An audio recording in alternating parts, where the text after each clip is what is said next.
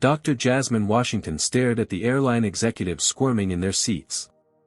$3 million, she said, sliding the canceled check across the table. That's what racism cost you today.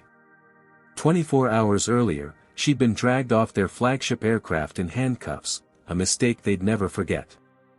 Before I dive into this shocking story, where are you watching from today? Hit that like button if you've ever witnessed or experienced discrimination while traveling, and subscribe to hear more stories of people fighting back against injustice.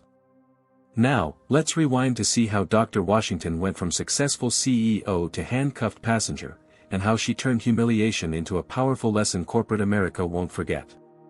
Dr. Jasmine Washington wasn't just any CEO. At 37, she had transformed Horizon Biotech from a struggling startup into a $500 million powerhouse in just 8 years. Her breakthrough research in neural regeneration had revolutionized treatment for spinal injuries, earning her features in Fortune, Forbes, and Business Insider as one of the most influential black women in American business. This particular Tuesday morning found her rushing through Atlanta International Airport, pulling her carry-on with one hand while checking flight updates on her phone with the other.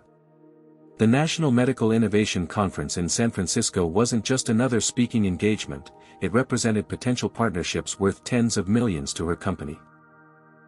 Final boarding call for Atlantic Airways Flight 2876 to San Francisco, the announcement blared overhead as Jasmine increased her pace, designer heels clicking against the terminal floor. "I'll make it," she muttered, glancing at her watch. The first-class ticket had been booked months in advance, and as a platinum member of Atlantic's loyalty program, she expected the smooth, preferential treatment the airline constantly advertised in their premium experience campaigns. But this flight held particular importance beyond the conference itself. Her calendar showed a crucial meeting with Japanese investors scheduled 3 hours after landing, a potential $15 million deal that could fund their latest clinical trials. The presentation materials in her briefcase represented hundreds of hours of work by her research team. Jasmine straightened her tailored navy suit as she approached the gate, touching her diamond stud earrings. A gift from her parents when she earned her PhD. Her appearance was impeccable, as always. She'd learned early in her career that as a black woman in corporate America, she couldn't afford even minor lapses in professionalism. This wasn't her first experience with travel microaggressions. Just last month, a gate agent had questioned whether she was really in first class, despite her standing right in the priority boarding lane. 3 months before that, a flight attendant had repeatedly addressed the white man beside her for drink orders while ignoring her completely. What made today's flight particularly ironic was the press release sitting in her email inbox. Atlantic Airways announces $3 million partnership with Horizon Biotech for Diversity Initiative. The airline had courted her company aggressively, seeking to improve their public image after several racial discrimination complaints had made national news. The contract awaited only her final signature. Dr. Washington. The gate agent brightened in recognition as he scanned her boarding pass. "I read your profile in Business Quarterly last month.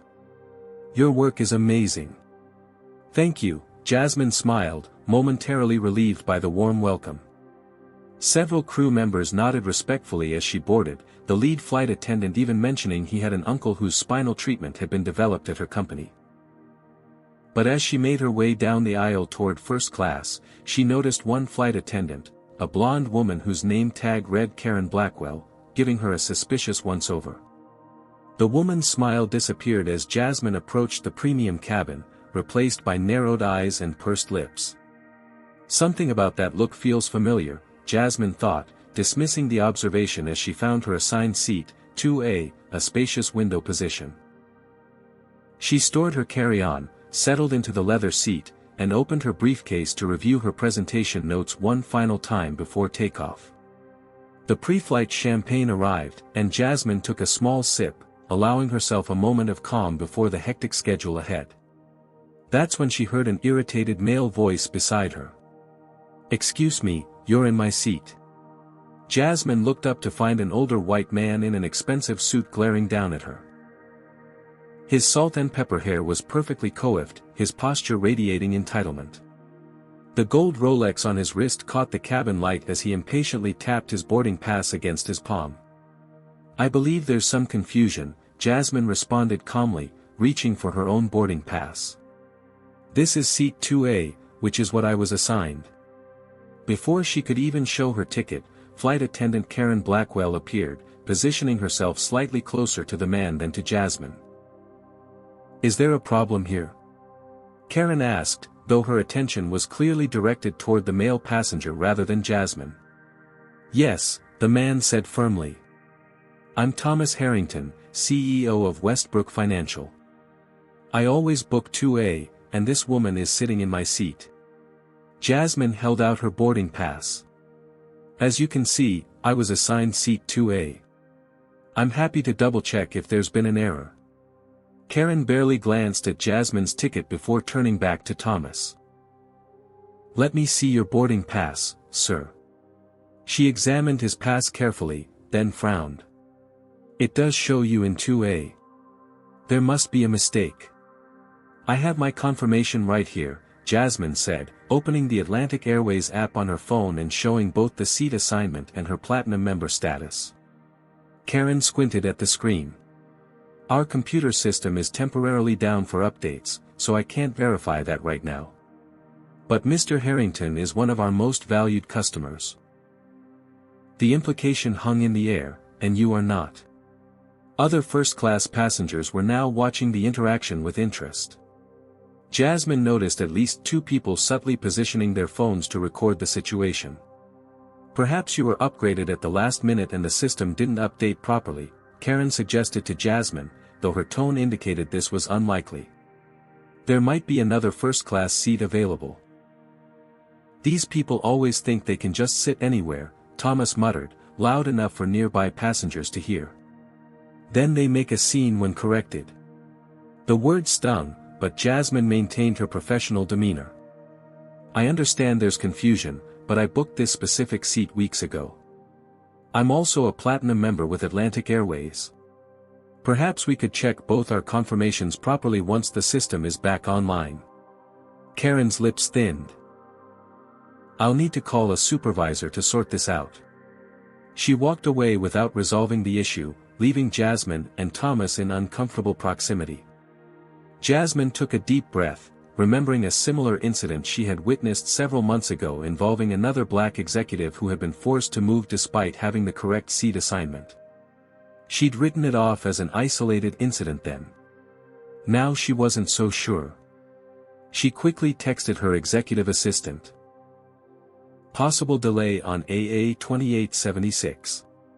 Seat confusion being sorted." She still believed the situation would be resolved quickly and professionally. As minutes passed, more crew members gathered near her seat, speaking in hushed tones while glancing in her direction. The other first-class passengers continued boarding, squeezing past the standoff with curious looks. Finally, the head flight attendant approached. His name tag read Michael Reynolds, and his expression was more neutral than Karen's had been. "Dr. Washington, Mr. Harrington, I apologize for the confusion. Our system shows that both of you were assigned seat 2A due to a computer error during this morning's update." Thomas Harrington scoffed. "Well, I've been flying this route every month for 15 years, always in 2A. I think it's clear who should have the seat." Michael turned to Jasmine. "Dr. Washington, we do have another first-class seat available in 3C. Would you be willing to move? As compensation for the inconvenience, we can offer you extra miles." Jasmine stared at him incredulously. "So you've confirmed it's a system error on Atlantic Airways' part, that both of us were legitimately assigned this seat, yet I'm the one being asked to move? Based on what criteria, exactly?" The question hung in the air. No one answered it directly. "It would just be easier," Michael began. "Easier for whom?" Jasmine interrupted, her voice still calm but firm. "I booked this seat specifically because I need to work during the flight. I have presentation materials spread out, and I arrived first. Why is Mr. Harrington's convenience prioritized over mine?" Thomas Harrington's face reddened. "This is ridiculous. I don't have time for this. I need my usual seat. Michael leaned closer to Jasmine, lowering his voice. Please, Dr. Washington. We're trying to keep the flight on schedule. The subtext was clear, you're the problem here, not us, not him. The situation escalated when the flight captain emerged from the cockpit. Captain James Wilson was tall with graying temples and a commanding presence. His gaze swept over the scene before settling on Thomas Harrington with immediate recognition. Tom. Good to see you again, the captain said warmly, shaking Thomas's hand. What seems to be the problem here? Before anyone could explain the confirmed computer error, Thomas jumped in. James, I just need my usual seat. I'm not sure why this is taking so long. Captain Wilson turned to Jasmine, his expression noticeably cooler. Ma'am, we need to resolve this quickly to maintain our departure slot. I understand there's another perfectly good first-class seat available. Captain, Jasmine responded, your crew has already confirmed that both Mr. Harrington and I were assigned this seat due to a system error by Atlantic Airways. I arrived first and have already settled in. I'm simply asking why I'm automatically expected to move rather than Mr. Harrington. The captain's jaw tightened.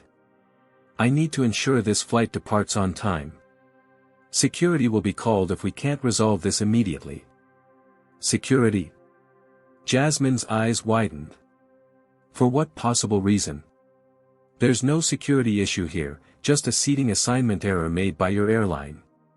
But Captain Wilson had already turned away, gesturing to Karen, who spoke rapidly into her phone. Minutes later, 2 security officers boarded the plane. The first, a heavy-set white man whose badge read Frank Morris, immediately positioned himself beside Jasmine's seat. The second officer, David Patel, stood slightly behind him. Ma'am, we need you to gather your belongings and come with us, Officer Morris stated loudly enough for the entire first-class cabin to hear. On what grounds? Jasmine asked, genuine shock in her voice. I have a valid ticket for this flight and this seat. The airline has acknowledged there was a system error. Instead of responding to her question, Officer Morris reached for her arm. Ma'am, don't make this more difficult than it needs to be. Please don't touch me, Jasmine said firmly, pulling back. I have done absolutely nothing wrong and demand to know why I'm being removed. Without further discussion, Officer Morris grabbed her wrist while Officer Patel moved in from the other side. Jasmine felt cold metal against her skin as handcuffs were snapped onto her wrists. The physical shock of restraint momentarily rendered her speechless. My briefcase, she managed to say, looking at her open briefcase containing her presentation materials. My personal belongings. The airline will handle your carry-on items, Officer Patel responded dismissively. Several passengers had their phones out now, openly recording the incident. Some called out in protest. This isn't right. A woman near the back exclaimed. About time they enforced the rules, another passenger muttered.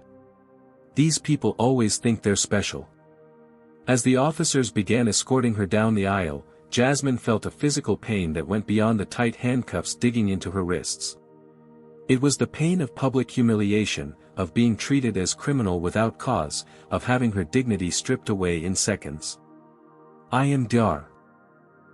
Jasmine Washington, CEO of Horizon Biotech, she stated clearly, hoping someone in authority would recognize the name and realize a terrible mistake was being made. I demand to speak with your supervisor immediately. Yeah, they all say something like that, Officer Morris chuckled, tightening his grip on her arm as they moved through the cabin. As they passed the galley, Jasmine made eye contact with a young black flight attendant whose name tag read Aisha Johnson. The look of horror and helpless empathy on Aisha's face confirmed what Jasmine already knew, this was happening because of what she looked like, not because of anything she had done. Outside the aircraft, officers confiscated her phone and iPad, cutting off her ability to contact her team or document what was happening. The humiliation intensified as she was marched through the busy terminal in handcuffs, business travelers and families alike stopping to stare at the well-dressed black woman being treated like a dangerous criminal. The scene triggered memories of stories her parents had told her, stories of humiliations they had endured during the civil rights era, indignities they'd hoped their daughter would never experience. Yet here she was, her advanced degrees, corporate success, and impeccable professionalism proving useless against the most basic form of prejudice. With crystal clarity, Jasmine understood that to certain people, her skin color would always override her accomplishments, her conduct, her humanity. Her only threatening quality had been expecting to be treated with the same respect automatically granted to Thomas Harrington and Atlantic Airways. The very company seeking to partner with hers on diversity initiatives, had just demonstrated exactly why such initiatives were desperately needed. The airport security room was windowless, approximately 10 feet square, with harsh fluorescent lighting and a metal table bolted to the floor. The uncomfortable chair where Jasmine sat made the handcuffs dig even deeper into her wrists. She winced as she shifted position, trying to relieve the pressure. Security Supervisor Robert Taylor stood across the table, flipping disinterestedly through her identification documents. His uniform was impeccably pressed, but his attitude was decidedly wrinkled. "So you're claiming to be the CEO of some biotech company," he said, skepticism dripping from every word. "And according to you, you were just sitting in your assigned seat when security was called for no reason." "That is precisely what happened," Jasmine replied, maintaining her composure despite the throbbing pain in her wrists. "And you can easily verify my identity. My company is publicly traded. My photo is on our website and in numerous business publications." Taylor smirked. "You'd be surprised how many people we get through here with elaborate stories. I'm not asking you to believe my story. I'm asking you to do your job and verify the facts. Call Horizon Biotech's headquarters. Check online. Look at Atlantic Airways passenger manifest. Any of these simple steps will confirm everything I've told you." "All in good time," Taylor replied, making no move toward the computer on his desk. "First, I need to understand why the flight crew felt threatened by your behavior." "Threatened?" Jasmine repeated incredulously. "I was sitting in my assigned seat reviewing presentation notes when another passenger claimed the seat. When the airline confirmed their system had assigned the same seat to both of us due to their error, I simply questioned why I was automatically expected to move rather than him. According to the report, you became belligerent and refused to comply with crew instructions." "That is categorically false. There are dozens of witnesses and undoubtedly multiple videos of the entire interaction. I remained professional throughout, while being treated with immediate suspicion and disrespect." "Ma'am, I need to advise you that interfering with airline crew members is a federal offense." "I'd like to speak to my attorney immediately," Jasmine stated firmly. Taylor shrugged. "You can make calls after we complete our investigation." The handcuffs were now leaving visible marks on Jasmine's wrists, the metal edges digging into her skin with every small movement. Beyond the physical discomfort was the mounting anxiety about her missed flight. The Japanese investors wouldn't wait forever, and the conference keynote couldn't be rescheduled. 30 minutes of circular questioning later, there was a knock at the door. A different officer entered, an African-American man whose badge identified him as Samuel Green. "Mr. Taylor, I need a word," Officer Green said, his tone professional but insistent. The two men stepped outside, their muffled voices just audible through the door. When they returned, Officer Green's expression had changed, and he approached Jasmine directly. "Dr. Washington, I apologize for the delay. I'd like to remove those handcuffs and start over here." He produced a key and carefully unlocked the restraints, his gentle handling a stark contrast to the rough treatment she'd received earlier. "Thank you," Jasmine said, rubbing her wrists where angry red marks had formed. "I've verified your identity," Officer Green explained, shooting a pointed look at Taylor. "We've also reviewed the initial report from the aircraft and found some inconsistencies with procedure." Taylor didn't meet either of their eyes, suddenly very interested in reorganizing papers on his desk. The door opened again, and a harried-looking woman in an Atlantic Airways corporate uniform hurried in. Her badge identified her as Laura Phillips, Customer Relations Director. Dr. Washington, she began, slightly out of breath, I cannot begin to express how horrified we are about this situation. This is absolutely not how Atlantic Airways treats our valued passengers, especially our Platinum members. The timing of that qualifier, especially our Platinum members, wasn't lost on Jasmine. Would the treatment have been acceptable for an economy passenger? I need my phone, Jasmine stated calmly. And my other personal items that were confiscated. Officer Green immediately retrieved her belongings from a locked cabinet. As soon as she had her phone, Jasmine called Daniel Jackson, her company's COO. Daniel, I need you to listen carefully, she began, her voice steady despite everything. I've been illegally detained at Atlanta Airport after being handcuffed and removed from my Atlantic Airways flight. Yes, you heard that correctly. She outlined the situation succinctly. Contact Anthony and have him meet me at the Four Seasons downtown in 2 hours. And Daniel? The Atlantic Airways partnership is now on hold. Laura Phillips winced visibly at those words. As Jasmine ended the call, Officer Green approached with a tablet. Dr. Washington, I should inform you that videos of your removal from the aircraft are already circulating on social media. Several news outlets have contacted the airport for comment. Jasmine nodded, unsurprised. In the age of smartphones, injustice rarely remained private for long. There are also reporters gathering in the main terminal, Laura Phillips added nervously. We can arrange for you to exit through a private entrance if you prefer. That won't be necessary, Jasmine replied. I have nothing to hide. Officer Green's tablet showed a Twitter feed where a video of her handcuffed removal had already garnered over 50,000 views in less than an hour. The hashtags #FlyingWhileBlack and #Atlantic Airways Racism were trending. As the reality of the situation dawned on the airport staff, their attitudes transformed dramatically. Suddenly, everyone was apologetic, solicitous, eager to make amends. Security Supervisor Taylor had mysteriously disappeared from the room. We can rebook you on the next flight to San Francisco, complimentary first class, of course, Laura offered. Or any destination you prefer. That won't be necessary, Jasmine repeated, her voice calm but cold as she photographed the marks on her wrists with her phone, documenting each injury methodically.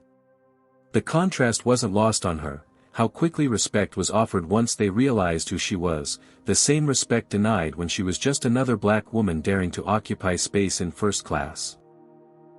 Have you ever been in a situation where you were treated unfairly based on appearances, then suddenly received different treatment when your status was revealed? Comment number 1 if you've experienced this kind of bias firsthand. Like this video if you believe corporations need to be held accountable for discriminatory practices, and subscribe to hear more stories of people standing up against systemic racism. The question is, what would you do if you were in Dr. Washington's position right now? Would you accept the airline's apologies and move on, or would you take a stand? Let's see what she did next. The Four Seasons presidential suite had been transformed into an impromptu crisis management headquarters. Jasmine sat at the center of a flurry of activity, her calm demeanor belying the strategic calculations happening behind her focused eyes. Her personal assistant, Zoe Taylor, efficiently managed incoming calls while coordinating the logistics of Jasmine's rescheduled commitments. I've pushed the Japanese investors to Thursday morning. They were actually very understanding once they heard what happened. The conference organizers have also agreed to reschedule your keynote to the closing session rather than tomorrow's opener. Anthony Harris, Horizon Biotech's chief legal counsel, documented every detail of the incident, his normally jovial face serious as he photographed the now bruising marks on Jasmine's wrists. The physical handling alone gives us grounds for assault charges if we choose to pursue that route, he noted. Not to mention false imprisonment, racial discrimination, defamation. Across the room, Sofia Rodriguez, the company's PR director, monitored the explosive social media response across multiple devices. The videos have collectively passed 5 million views, she reported. We're seeing overwhelming public support. Celebrities and influencers are resharing and condemning Atlantic Airways. Their stock has already dropped 3% since markets opened. On one screen, Atlantic Airways' hastily released statement played on a news channel. Atlantic Airways is investigating an incident involving a passenger on Flight 2876. All security protocols were followed based on information available to our crew at the time. We take all passenger concerns seriously and are reviewing the matter internally. Jasmine's expression remained neutral as she watched the corporate doublespeak that neither acknowledged wrongdoing nor offered a genuine apology. The statement brought back memories of her parents sitting her down when she was just 12 years old. Jasmine, her father had said, as a black person in America, you'll need to be twice as good to get half as far. And when they still treat you unfairly despite your excellence, you must maintain your dignity even when they try to strip it away. Daniel Jackson, her COO and longest-standing colleague, ended a phone call and turned to the group. CNN, MSNBC, and Fox News have all requested interviews. The New York Times and Washington Post want statements. And Black Enterprise wants to do a feature on corporate discrimination in travel. Jasmine nodded thoughtfully. The question now is whether we handle this privately or take a public stand. The room fell silent as everyone considered the implications of either path. Privately might be easier, Anthony suggested cautiously. Atlantic will throw money at this to make it go away quickly. We could negotiate substantial damages and move forward with minimal disruption to your schedule. Jasmine walked to the window, looking out at the Atlanta skyline. This isn't just about me, she said finally. How many people face this same treatment without my resources, platform, or privilege? How many are humiliated, criminalized, or worse, with no recourse? She turned back to her team. Sophia, what have you found about Atlantic Airways' history with similar incidents? Sophia tapped on her tablet and projected a spreadsheet onto the suite's large screen. In the past 3 years, there have been 27 reported incidents of passengers of color being removed from Atlantic flights under questionable circumstances. 7 resulted in confidential settlements. The rest were effectively buried by their legal team. Jasmine's eyes narrowed as she absorbed this information. And the contract they've been pursuing with us? Daniel pulled up the document on his laptop. $3 million for a diversity and inclusion partnership. The final version is still waiting for your signature. A subtle smile crossed Jasmine. The screen displayed William Parker, CEO Atlantic Airways. Dr. Washington, the voice began when she answered, "This is Bill Parker. I wanted to personally express my deepest apologies for the inexcusable treatment you received today. This does not represent our company's values, and I assure you we're taking immediate action to address what happened." "I appreciate your call, Mr. Parker," Jasmine replied coolly, putting the call on speaker for her team to hear. "But a phone apology for being handcuffed and publicly humiliated due to racial profiling seems insufficient, don't you think?" There was an uncomfortable pause before Parker continued. "Of course. What happened was completely unacceptable.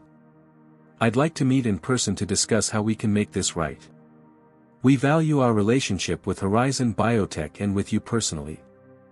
I'll have my assistant schedule a meeting at your headquarters tomorrow morning," Jasmine replied. "I believe we have much to discuss regarding Atlantic Airways' patterns of behavior and corporate culture." After ending the call, Jasmine turned to her team. "They're afraid of the public relations disaster and the partnership loss. That gives us leverage for real change, not just a personal settlement." Through the night, they strategized. Jasmine declined to reschedule her flight to San Francisco, choosing instead to postpone the Japanese investor meeting. A $15 million opportunity temporarily sidelined to address something she considered more important. She replayed memories of conversations with other black executives who had shared similar stories of humiliation while traveling. Stories typically ended with, "I just needed to get where I was going, so I swallowed my pride and moved on." As her team finally dispersed to their rooms for a few hours of sleep, Jasmine remained awake, reviewing the carefully crafted statement they would release after tomorrow's meeting. This wouldn't be about personal compensation or special treatment. This would be about systemic change. She stared at the $3 million partnership contract on her laptop screen. Atlantic Airways had pursued this deal aggressively, seeking to improve their public image by associating with Horizon Biotech's sterling reputation and diverse leadership. Now that contract would become a tool for accountability rather than a public relations win for an airline that needed fundamental cultural change. The Atlantic Airways corporate headquarters occupied 30 floors of a gleaming glass tower in downtown Atlanta. As Jasmine and her team were escorted through the marble lobby the following morning, she noted how employees stopped and stared, whispering behind their hands as the group passed. The executive conference room on the 30th floor offered panoramic views of the city. Atlantic Airways CEO William Parker stood as they entered, his practiced corporate smile not quite reaching his eyes. Beside him sat Patricia Nelson, the airline's chief legal officer, and Gregory Stevens, head of operations. Their body language, tense shoulders, tight expressions, revealed their awareness of the precarious position they now occupied. "Dr. Washington," Parker began, extending his hand, "thank you for coming. Again, I want to express our sincere apologies for yesterday's incident." Jasmine shook his hand firmly, her expression professional but unyielding. "Thank you for meeting on such short notice." Once everyone was seated, Parker slid a folder across the polished table. "We've prepared a formal apology statement and a compensation package that we believe addresses the unfortunate events. We value your partnership and want to make this right." Jasmine didn't touch the folder. Instead, she opened her laptop. "Before we discuss any resolution, I'd like to ensure we have a shared understanding of what actually occurred." She turned the screen to show a compilation of video clips from multiple angles inside the aircraft, each showing portions of her interaction with the crew and her subsequent removal. The executives winced as they watched the footage. "As you can see," Jasmine continued after the video ended, "at no point was I belligerent, threatening, or non-compliant. I simply questioned why I was being asked to move when your system had made an error, and Mr. Harrington was not." Patricia Nelson, the legal officer, leaned forward. "Dr. Washington, we acknowledge that the situation was handled poorly. Our offer reflects our desire to resolve this matter amicably and confidentially." "This isn't about a confidential settlement for me personally," Jasmine replied. "This is about a pattern of behavior at Atlantic Airways." She projected Sophia's spreadsheet onto the room's main screen. 27 documented incidents in 3 years where passengers of color were removed from your flights under questionable circumstances. The executives exchanged alarmed glances. "Where did you get this information?" Stevens demanded. "Some is from public records of complaints filed with the Department of Transportation. Some is from social media documentation. And some," Jasmine paused meaningfully, "was provided by your own employees who are tired of enabling discriminatory practices." On cue, Daniel placed a stack of printed internal complaints on the table. These were filed by Atlantic Airways flight attendant Aisha Johnson over the past 18 months. Each documents incidents of discriminatory treatment of passengers of color. Each was ignored or dismissed by management. The color drained from Parker's face as he recognized the company letterhead on the documents. "Let me be clear," Jasmine continued. "I'm not interested in a settlement that allows Atlantic Airways to buy silence and continue business as usual.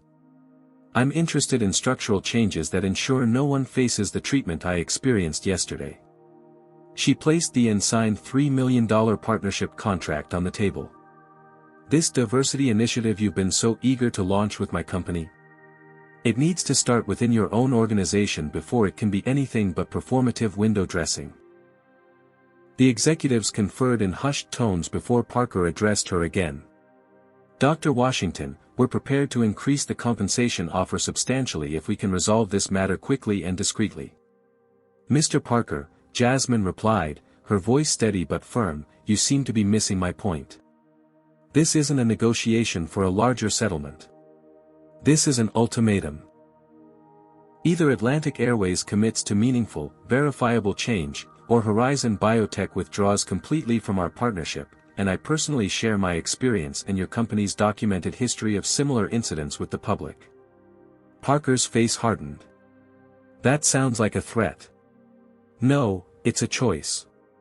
Your choice. One path leads to genuine improvement and restored reputation. The other leads to continued scrutiny and public backlash. As a CEO yourself, I'm sure you understand that actions have consequences. Patricia Nelson attempted to redirect the conversation. What happened yesterday was an unfortunate misunderstanding. Our crew believed they were following protocol. Was it also a misunderstanding when your flight attendant Karen Blackwell immediately took Mr. Harrington's side without checking my boarding pass properly? Or when Captain Wilson greeted him as a friend before even hearing the situation? Or when security was called on me for simply asking why I was expected to move despite having the correct seat assignment? Jasmine pulled up another document. I've also confirmed that Karen Blackwell has 7 passenger complaints filed against her in the past year, 5 from passengers of color. She received no disciplinary action or additional training. Why is that, Mr. Stevens? The head of operations shifted uncomfortably. I'd have to review those specific cases. Please do, Jasmine said. In fact, a comprehensive review of your complaint handling procedures is first on the list of changes we're requiring. She presented a detailed document outlining non-negotiable demands, mandatory anti-bias training for all staff, revised protocols for passenger removal, an independent review board for discrimination complaints, transparent reporting of incidents, and executive compensation tied to diversity and inclusion metrics. This is extremely extensive, Parker protested after reviewing the document. Implementing all these changes would take months and cost millions. The $3 million you were planning to spend on a publicity partnership with my company would cover the initial phase quite nicely, Jasmine replied with a slight smile. Consider it a reallocation of resources from appearance to substance. The executives huddled in whispered consultation again, tension visible in their postures. Jasmine could see the conflict playing out, the desire for quick damage control versus recognition of the need for substantive change. We'll need time to review these proposals with our board, Parker finally said, his tone suggesting he was searching for a diplomatic exit. Of course, Jasmine replied smoothly. I understand corporate decisions take time. My statement to the press is scheduled for 3 o'clock this afternoon. I'd be delighted to include Atlantic Airways' commitment to these reforms in that statement, or to explain why such commitment wasn't forthcoming. The choice, again, is yours. The implicit deadline hung in the air as Parker realized the corner he'd been backed into. Atlantic Airways could afford a settlement with one passenger, even a high-profile one. They couldn't afford the sustained public relations disaster that would follow if Dr. Jasmine Washington, respected CEO and medical innovator, publicly denounced their practices with evidence in hand. 2 hours, Parker said finally. Give us 2 hours to consult with our board chairman. Jasmine nodded, gathering her materials. 2 hours it is. We'll wait to hear your decision.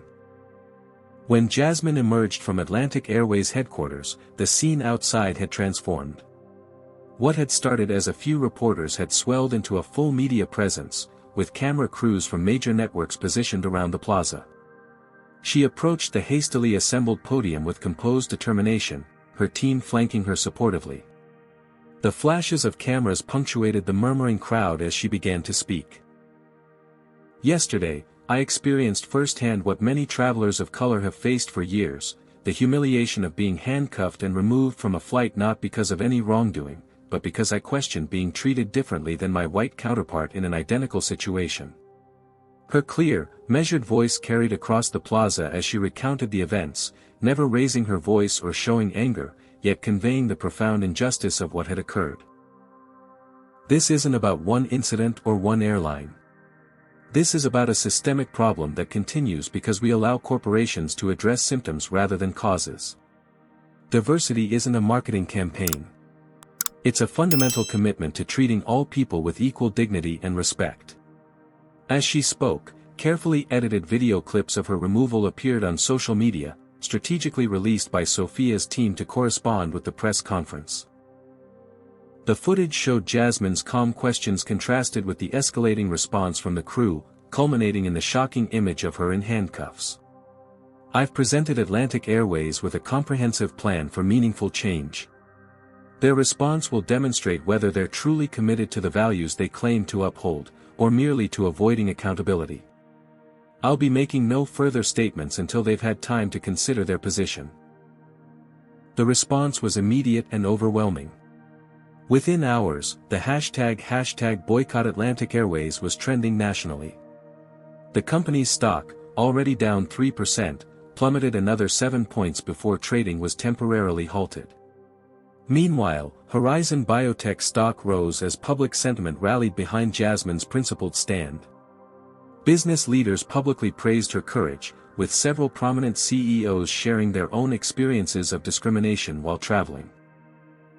Competing airlines wasted no time capitalizing on Atlantic's predicament, issuing statements about their own diversity initiatives and employee training programs. One went so far as to offer special fares with the code RESPECT, a thinly veiled reference to the controversy. In an unexpected development, Aisha Johnson, the young black flight attendant who had witnessed Jasmine's removal, gave an anonymous interview to a major news outlet, her voice disguised and face shadowed. "This isn't an isolated incident," she revealed. "We have unwritten rules about which passengers get extra scrutiny. There's an unofficial term some crew members use, upgrade verification, which basically means questioning black passengers in premium cabins about whether they belong there." The interview corroborated Jasmine's account and added damning details about Atlantic Airways' internal culture, including instances where employee complaints about discrimination were dismissed or resulted in retaliation.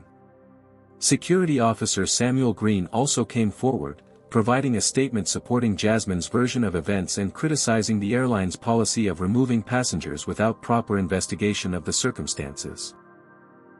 "In my 20 years in airport security, I've seen too many situations where crews call security as a first resort rather than a last resort, particularly with passengers of color," his statement read. "Yesterday's incident with Dr. Washington represents a systemic failure that needs addressing." By evening, several congressional representatives had called for an investigation into discriminatory practices in the airline industry. The Department of Transportation announced it would review Atlantic Airways' compliance with federal anti-discrimination regulations. The following morning, Jasmine appeared on America's most-watched breakfast television program, where she calmly presented the facts without embellishment, letting the evidence speak for itself. "I'm fortunate to have resources and a platform," she told the sympathetic host. "Many people who experience this treatment have neither. This isn't about my individual case, it's about changing a system that routinely fails to provide equal treatment." Meanwhile, internet sleuths had identified Thomas Harrington, the passenger who had claimed Jasmine's seat. His company, Westbrook Financial, found itself facing unexpected backlash as well, with calls for accountability regarding his behavior during the incident. Jasmine immediately released a statement. "I ask that supporters focus on systemic change rather than targeting individuals. Mr. Harrington was a participant in a larger problem, not its cause. Direct your energy toward holding institutions accountable, not harassing private citizens." The thoughtfulness of this response earned her further public support, contrasting sharply with Atlantic Airways' increasingly defensive posture. Behind the scenes, Atlantic's board of directors convened an emergency meeting. Internal emails began leaking to the press, revealing previous incidents where discrimination complaints had been systematically downplayed or ignored, creating a damaging timeline of institutional negligence. Throughout this media firestorm, Jasmine maintained her dignified approach, neither gloating over the airline's predicament nor backing down from her demands for substantive change. Her inbox filled with thousands of messages from people sharing similar experiences of discrimination while traveling, each one strengthening her resolve. "This isn't just about airlines anymore," she told her team as they reviewed the day's developments. We've touched a nerve about how institutions respond when confronted with their failures. People are watching to see whether accountability is possible. The pressure on Atlantic Airways continued to build. Corporations began reviewing their business travel contracts with the airline, and tourism agencies reported customers specifically requesting alternative carriers. By the end of the second day, William Parker's office reached out to schedule another meeting. The message was brief but significant. The board has authorized me to discuss implementation of your proposed changes. William Parker requested a private meeting with Jasmine, away from the teams and lawyers who had populated their previous encounter. They met in a neutral location, a private dining room at an upscale restaurant equidistant from both company headquarters. The Atlantic Airways CEO looked markedly different from their last meeting. The polished corporate veneer had cracked, revealing a man who hadn't slept much and whose carefully constructed world had been shaken. "Thank you for agreeing to meet one-on-one," he began after they were seated. "I thought we might have a more productive conversation without the posturing that comes with having our teams present." Jasmine nodded but remained silent, waiting for him to continue. "I've spent the last 48 hours in the most difficult conversations of my career," Parker admitted. "With our board, our employees, our investors. But the most difficult was with my 22-year-old daughter, who asked me how I could lead a company where something like this could happen." He paused, seeming to choose his next words carefully. "I've always considered myself a fair-minded person. I've prided myself on building a diverse executive team.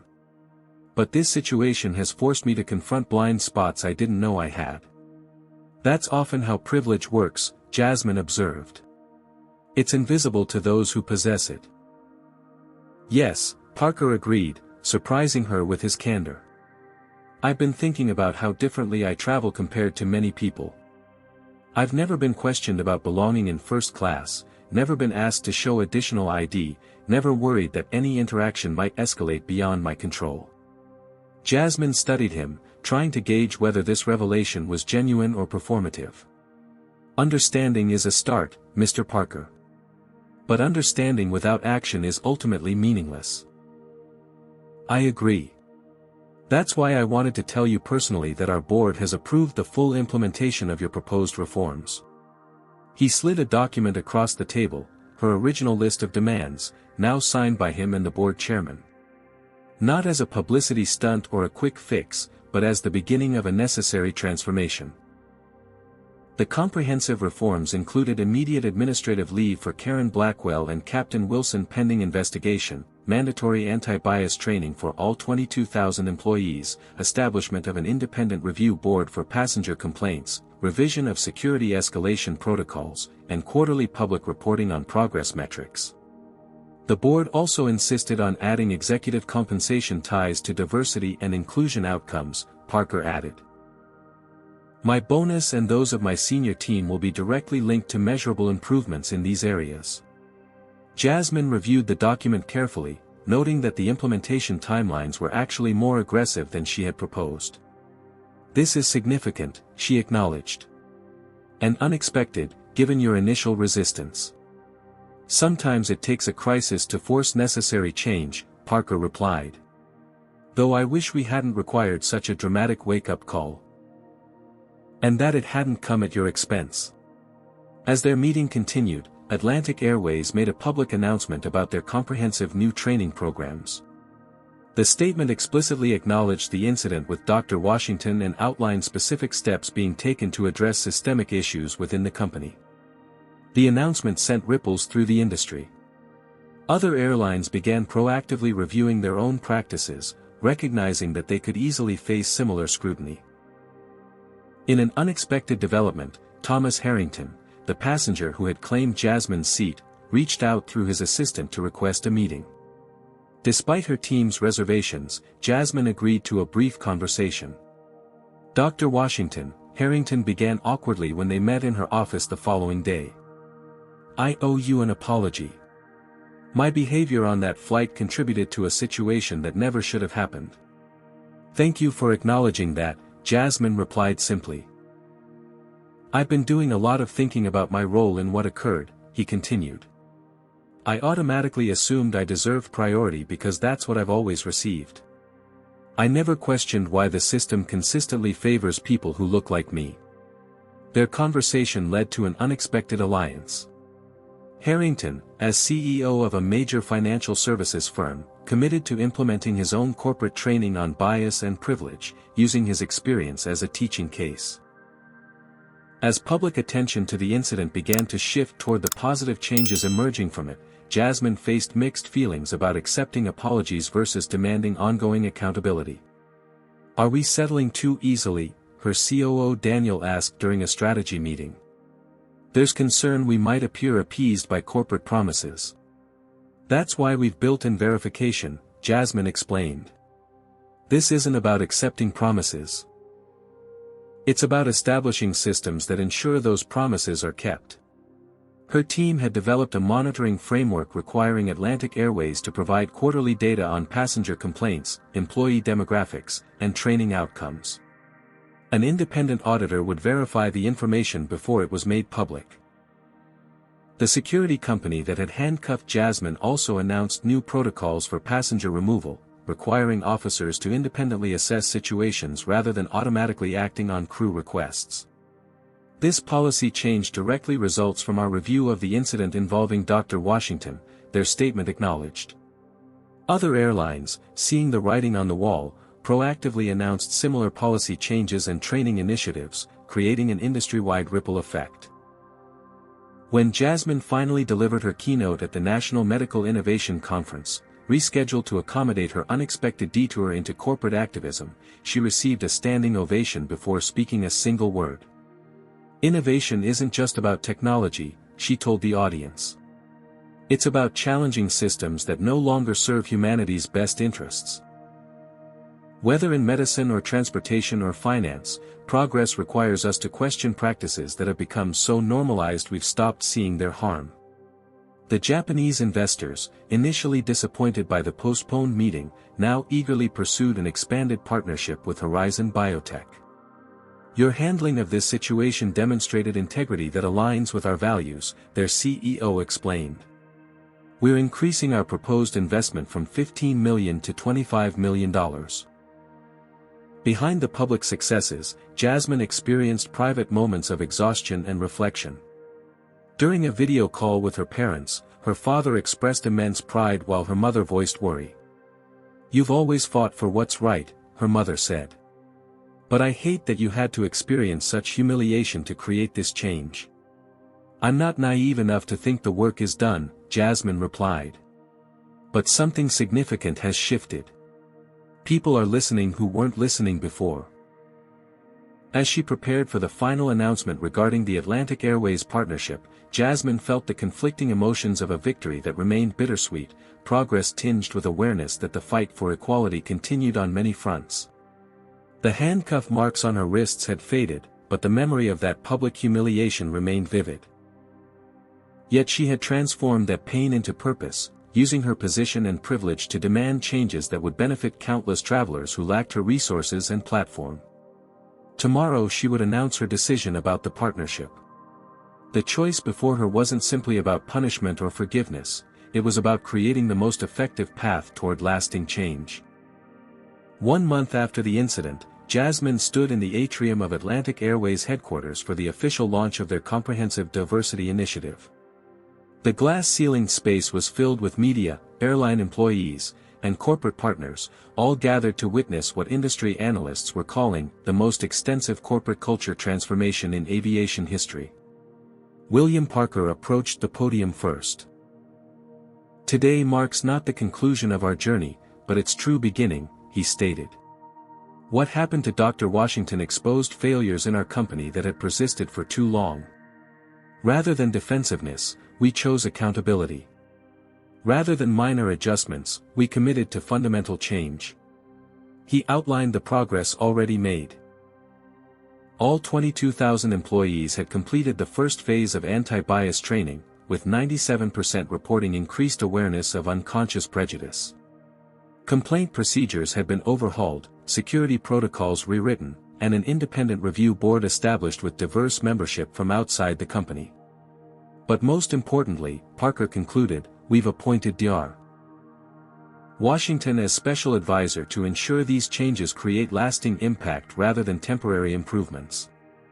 I now invite her to share her perspective on our path forward." Jasmine approached the podium amid enthusiastic applause. Her decision to maintain a relationship with Atlantic Airways had surprised many who expected her to sever ties completely. But as she had explained to her team, real change happens from engagement, not abandonment. The harder path is staying involved to ensure accountability. Transformation begins with acknowledgement, she told the audience. Atlantic Airways has taken the crucial first step of acknowledging systemic problems that created an environment where discrimination could flourish. But acknowledgement without action is merely performance.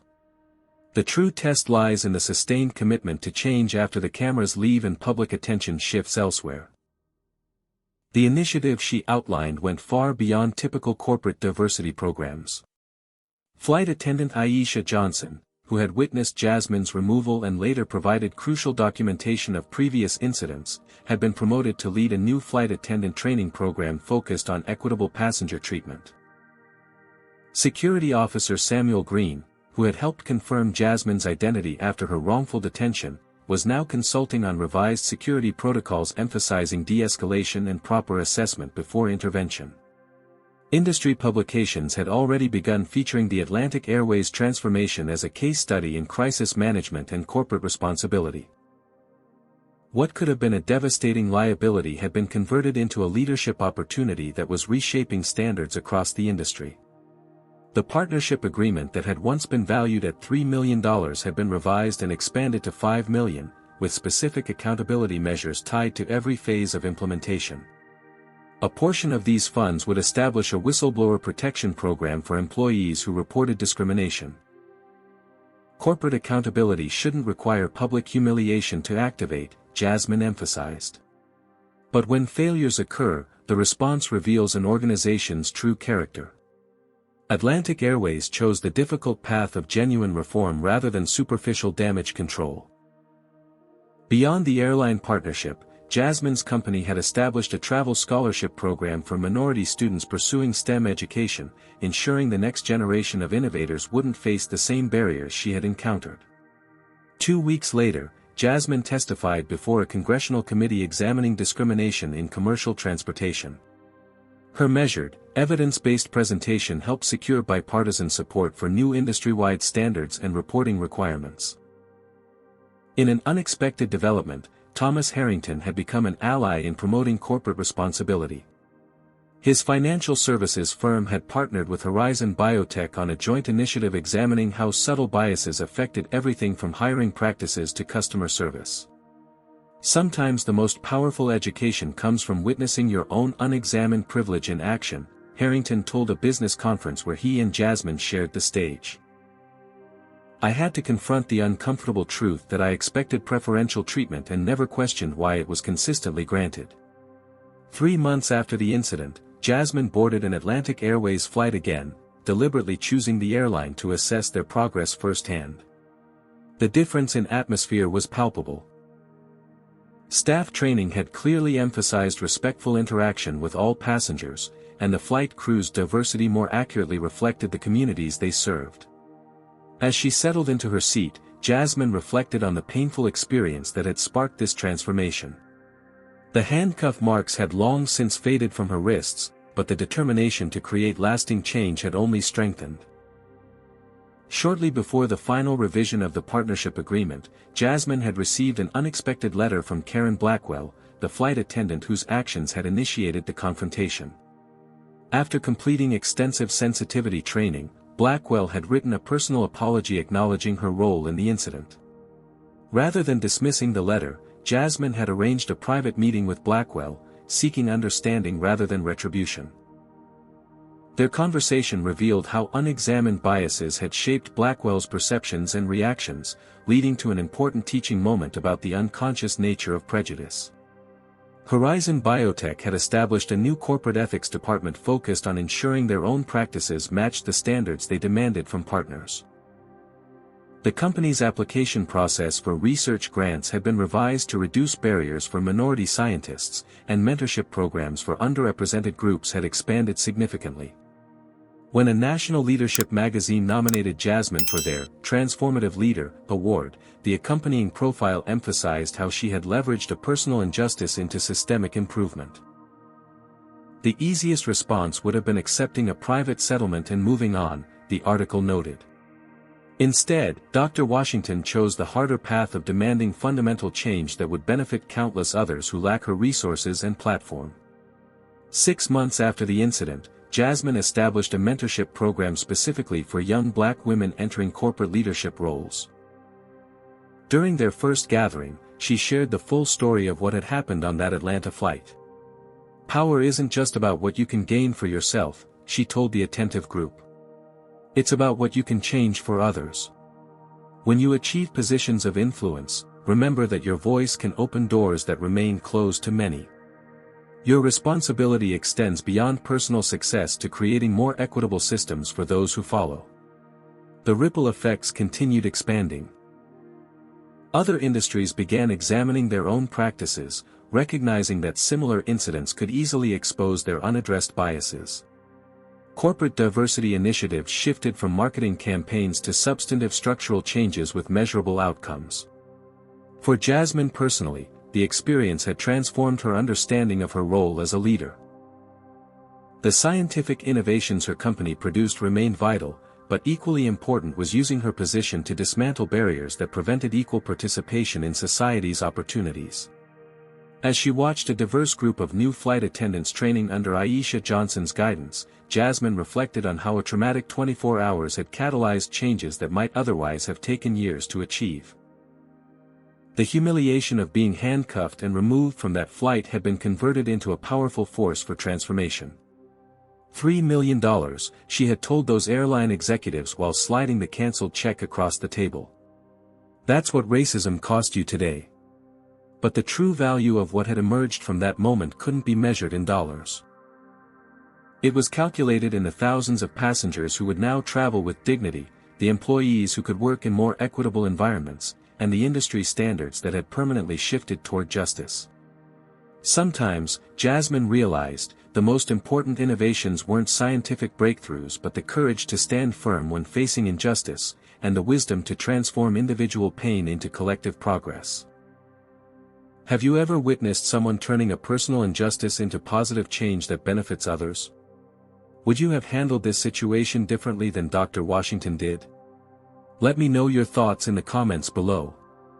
If this story of corporate accountability resonated with you, please hit the like button and subscribe to hear more narratives about people standing up against discrimination. Share this video with someone who needs to understand how individual courage can create systemic change. Thank you for listening, and remember, your voice matters, especially when speaking truth to power. Dr. Washington's journey teaches us that true change requires both courage and strategic thinking. While most would have accepted compensation and moved on, she recognized her unique position to create systemic transformation.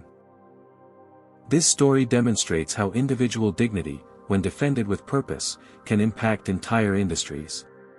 It shows that accountability matters more than apologies, and that sustainable change requires ongoing vigilance rather than one-time concessions. The incident highlights how privilege operates invisibly until challenged, and how institutions often respond defensively before embracing necessary reforms. Dr. Washington's approach. Documenting evidence, building alliances, and proposing specific solutions rather than just highlighting problems, offers a blueprint for effective advocacy. Perhaps most importantly, this story reminds us that those with power and platform have a responsibility to address injustices that others without such resources cannot fight alone.